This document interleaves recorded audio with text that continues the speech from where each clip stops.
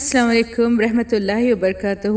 پیاری شہزادیوں، یہ اللہ سبحانہ و تعالیٰ کا ہم سے جو سوال ہے کہ کیا تم شک میں ہو موت کے بعد دوبارہ جی اٹھائے جانے کے بارے میں، اس سوال کے ساتھ ہی اللہ سبحانہ و تعالیٰ جواب بھی دے رہے ہیں، تو اپنی تخلیق پر غور کرو اور یقین مانیے جتنا ہم اپنی تخلیق پر غور کر رہے ہیں دماغ ہمارا جیسے سحر زدہ ہو رہا ہے، مسمرائز ہو رہا ہے۔ اللہ سبحانہ و تعالیٰ نے کن کن مرحلوں سے گزار کر ہماری نشو و نما کی ہے۔ اگر ماں کے رحم کے اندر بچے کی تخلیق اور نشو و نما کی ذمہ داری اگر ماں باپ کی ہوتی تو کوئی بھی انسان پیدا ہی نہ ہو سکتا۔ اللہ سبحانہ و تعالیٰ is the best of the creator. ہر جاندار کی تخلیق اللہ سبحانہ و تعالیٰ نے اتنے اعلیٰ معیار پہ کی کہ کوئی اس کو ریپلیکیٹ کر ہی نہیں سکتا۔ آئیے اس ہفتے ہم غیر مخلقۃ یعنی غیر کامل، نامکمل، ناقص، متفرق یعنی کہ ڈفرینشیٹڈ سیل کے بارے میں پڑھیں گے، سیلز کے بارے میں۔ 1400 سال پہلے کس کو پتا تھا there are differentiated cells and undifferentiated cells and there is a process called meiosis and mitosis۔ جس طرح سے کروموزومز ڈیوائڈ ہو کر ملٹیپلائی ہوتے ہیں، اگر آپ غور سے دیکھیں تو movement of chromosomes is like a dance. اتنی کمپلیکس اور انٹریکیٹ موومنٹس ہیں کہ دماغ چکرا جاتا ہے۔ ذرا غور کریے، ہر انسان میں نانی، نانا، دادی، دادا، ماں باپ کے جینز آتے ہیں، لیکن بھائی بہن پھر بھی ایک دوسرے سے مختلف ہوتے ہیں۔ اللہ سبحانہ تعالیٰ نے ایسا نظام بنایا ہے کہ ہر انسان ایک دوسرے سے مختلف ہے، ایک دوسرے سے جدا ہے۔ یہ جینز کس کے حکم کی تعمیل کر رہے ہیں؟ کون سے جینز کو کہاں فٹ ہونا ہے؟ کون ان کو بتا رہا ہے؟ ہمارے تخلیق میں کام آنے والے ہر سیل کی رہنمائی اللہ سبحانہ تعالیٰ خود کر رہے ہیں۔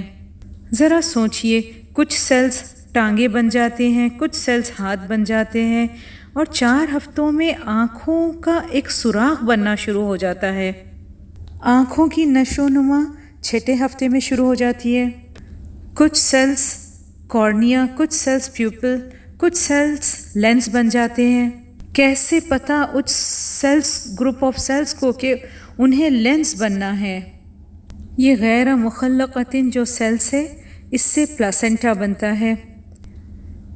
یہ پلاسنٹا بائیو ٹیکنالوجی کا ایک حیرت انگیز نظام ہے۔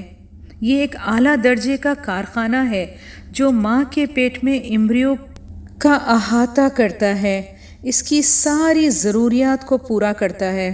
یہ ایک کڈنی ڈائلسس مشین، ایک ہارٹ پمپ، ایک مصنوعی جگر کے مانند ہوتا ہے، اور یہ تمام تر کام اکثر انجام دیتا ہے۔ یہ ایک زبردست نظام ہے جو ماں اور بچے کی زندگی کو ممکن بناتا ہے۔ پلاسنٹا کے سیلز ماں کے خون کے لاکھوں مالیکیولز میں سے صرف غذا کے اجزاء کو پہچان کر بچے تک پہنچنے کی اجازت دیتا ہے۔ آپ یہ بات جان کر حیران ہوں گے کہ ماں کے جسم میں پائے جانے والے حفاظتی خلیے ماں کے رحم کی طرف چلتے ہیں تاکہ ایمبریو پر حملہ کر دے، لیکن پلاسنٹا پر اوپر سطح پر پائے جانے والے سیلز ایک چھلنی کی طرح حفاظت کرتے ہیں جو غذا کو تو اندر جانے کی اجازت دیتے ہیں اور ہارمفل سیلز کو اندر جانے کی اجازت نہیں دیتے۔ ذرا سوچئے، اس پلاسنٹا کے چھوٹے چھوٹے سیلز میں اتنی عقل کہاں سے آتی ہے کہ کون سی غذا بچے کے لیے اچھی ہے اور کون سے سیلز بچے کے لیے ہارمفل ہے، تکلیف دہ ہیں۔ پھر سوچئے ذرا، اگر ایمبریو کی حفاظت کی ذمہ داری اگر ایک انسان کو دی جاتی تو کیا ہم کر پاتے؟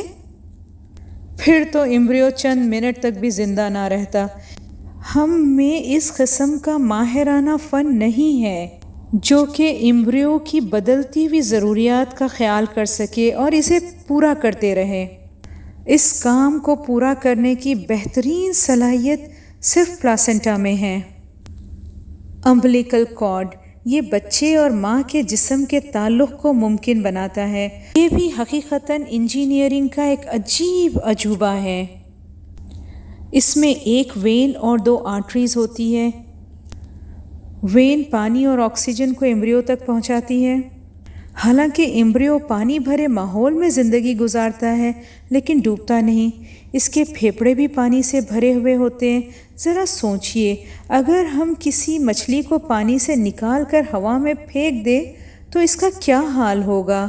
لیکن جب انسانی بچہ پیدا ہوتا ہے، پھیپھڑے کام کرنا شروع کر دیتے ہیں اور وہ ہوا میں سانس لینے کے قابل بن جاتا ہے۔ اللہ رب العزت نے کس محبت اور مہارت سے ہر انسان کی تخلیق کی ہے۔ چلیے آج پھر دل سے یہ آیت دوبارہ پڑھیں۔ فَتَبَارَكَ اللَّهُ أَحْسَنُ الْخَالِقِينَ۔ جزاک اللہ خیر۔